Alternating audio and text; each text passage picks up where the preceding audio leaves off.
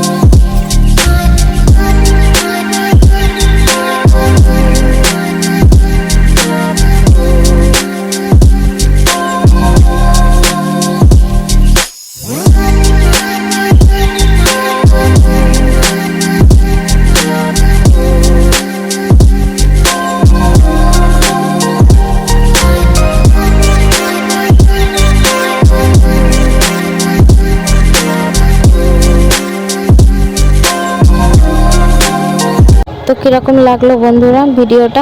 যদি তোমাদের একটুও ভালো লেগে থাকে, অনেক সাহায্য হয়ে থাকে, প্লিজ লাইক কমেন্ট শেয়ার করতে ভুলো না। দেখা হচ্ছে নেক্সট ব্লগে।